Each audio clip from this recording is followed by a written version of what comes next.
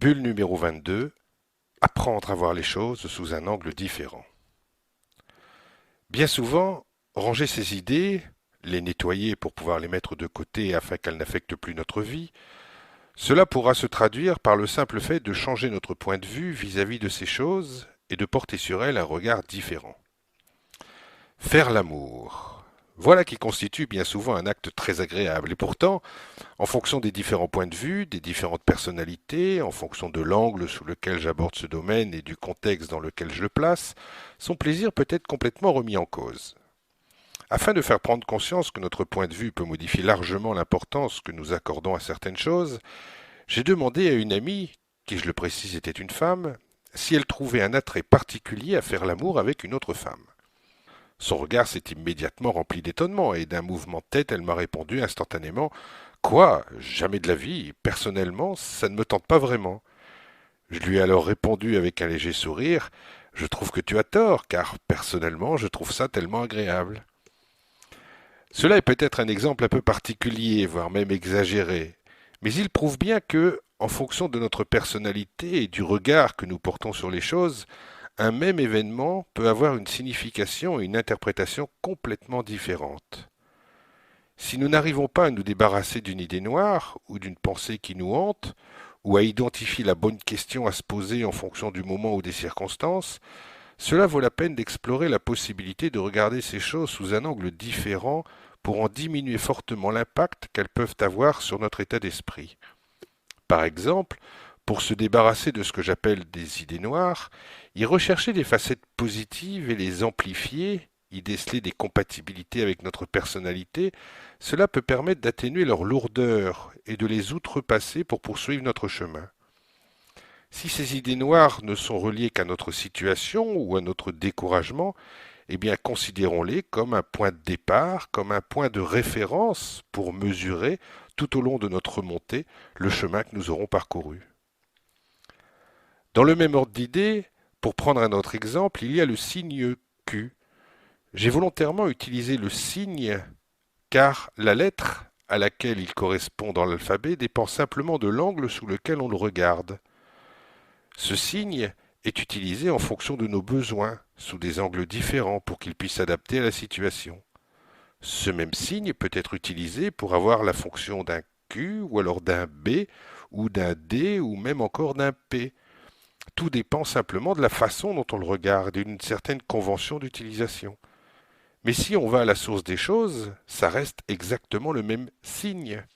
Comme quoi des choses, des événements, des personnes, vues avec un regard différent, peuvent avoir une toute autre signification à nos yeux.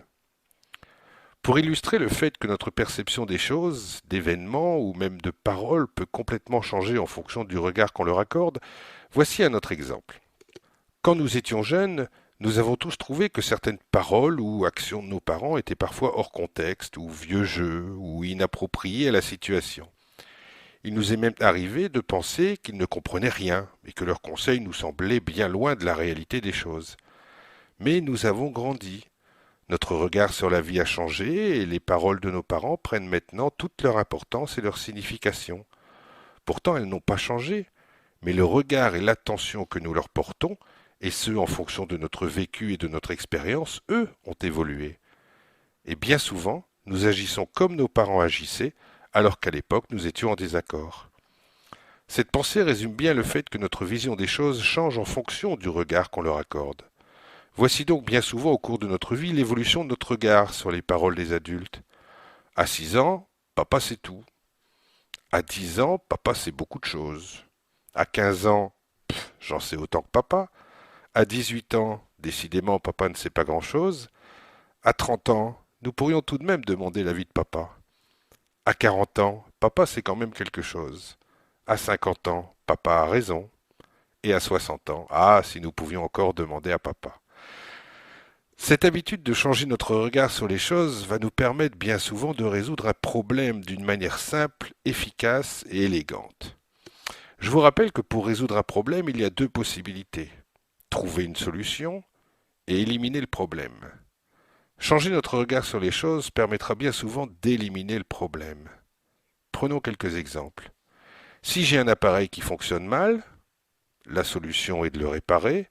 l'élimination du problème est de le changer. Si je manque d'argent, la solution est d'en dépenser moins. L'élimination du problème, j'en gagne plus. Si j'ai un choix à faire, la solution, c'est de choisir une option. Mais l'élimination du problème, c'est d'éliminer une option. Comme il n'en restera plus qu'une, le problème du choix ne se pose plus.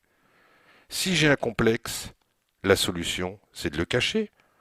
Si je veux éliminer le problème, ce complexe, je l'accepte. Etc., etc.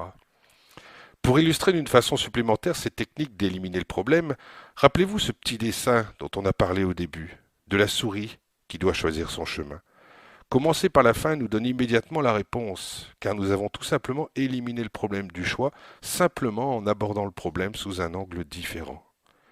Éliminer le problème apportera souvent une correction durable, car trouver une solution à un problème n'élimine pas le problème, et celui-ci réapparaîtra si la solution perd son effet. Dans la majeure partie des cas, la solution n'élimine que les conséquences du problème, tout comme les médicaments contre le rhume élimineront les symptômes, sans pour autant soigner le rhume. Un tuyau d'arrosage percé, même si la fuite est colmatée, fonctionne très bien, mais le trou est toujours présent, même si la réparation l'obstrue. Donc, lors de vos diverses réflexions concernant les problèmes auxquels vous avez ou que vous aurez à faire face, ne négligez jamais l'option de regarder les choses sous un angle différent, car bien souvent, cela vous permettra d'éliminer le problème à sa base et non pas de simplement lui trouver une solution.